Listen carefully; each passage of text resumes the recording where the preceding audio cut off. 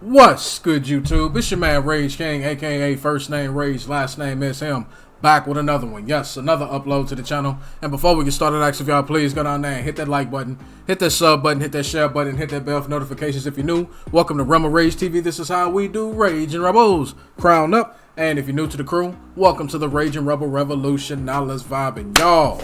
Shots have been fired, and I mean fired, by a Marvel Rivals director. You know, the free-to-play game that's pretty much Overwatch with a Marvel character skin on it. And I'm not even gonna lie, I think it's a pretty fun game to play, if I do say so myself.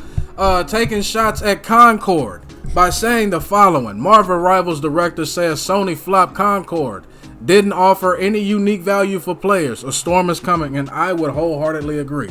So we got an article here giving us all the details as to why he decided to take shots at Concord, and deservedly so. So without further ado, I'm going to stop running my trap, and it's time to watch and react. Let's get it. Marvel Rivals game director Thaddeus Sasser has said he believes PlayStation sci-fi shooter Concord failed because it didn't bring anything of unique value to its players.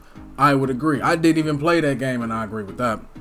Sasser's own game, Marvel Rivals, released last week across PC, PlayStation 5, and Xbox Series X and S. After a confident start on Steam specifically, the free-to-play shooter went on to welcome over 10 million players on its debut weekend. Very good start. In contrast, and despite high hopes from Sony, Concord failed to take off in the same way. Following a lackluster launch in August, the game was taken offline just 2 weeks after its PC and PS5 debut. Didn't even last a month. Crazy work. Crazy work. Speaking on the Video Gamer podcast prior to Marvel Rivals' release, Sasser said he believed Concord didn't bring anything original to the table which would entice players to jump over from other popular shooters already on the market. There's a switching cost, the director said. I've already invested in Overwatch. I've got 15 skins for Farah. I'm not going anywhere.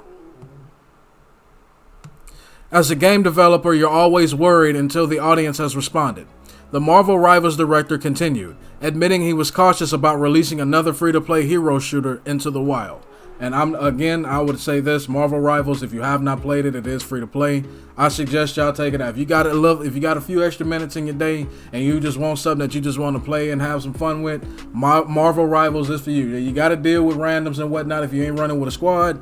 But overall, in my opinion, it's a pretty fun game, man. And y'all know how tough I am on video games. But save that for a later date. Let's continue. The truth is that I don't think anybody can accurately predict this or the game industry would be radically different today. There's a lot of games that come out that people are like, it's going to do well, and then it flops, or people come out and go, it's going to flop, and it succeeds amazingly.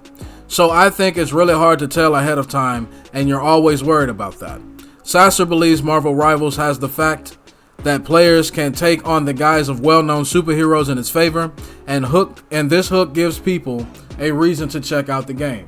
Same exact reason why I did, because I'm not even gonna lie. Upon seeing it, I'm like, bro, this looked like a reskinned Overwatch, and in a lot of ways it is, but it's a lot more fun, it's a lot more interactive, and again, you can find a hero that you like and get and invest into it, which I think is a very good way to go.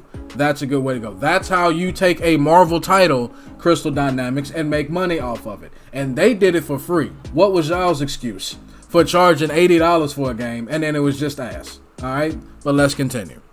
I don't know about you, but when I heard the concept of the game, I was like, oh my God, I want to go be Storm in the game. I want to go be Doctor Strange in the game. I want to be those heroes in the game. That sounds awesome, he said, and I would agree. And of course, my mind immediately leapt to all the cool possibilities that you could have with that. And, that's what I think will pull people in as well, too. If we've done our jobs well, they'll love what they play, and they'll want to play some more. I feel like playing that game right now, and I'm doing a video on it. I'm just keeping it real. The numbers speak for themselves. At the time of the writing, there are still 197,120 Steam players in the game, with a 24-hour concurrent player peak of 441,152. Its Steam reviews, meanwhile, sit with mostly positive average. I'm not talking. I play on PS5 because I don't have a PC per se, but on the PS5, it's a fun game, bro. Again, if you've got some extra time in your day, by all means, go download it. It's free to play. Go download it, try it out. If it's not for you, it's not for you, because you know different strokes for different folks. This is not even my type of game, and I still say I think it's a pretty decent game. I think it's very decent, in my opinion. As for Concord, back in November, Sony's president, Hiroki Totoki, reflected on the brief release and failure of the company's live service efforts, stating that we're still in the process of learning.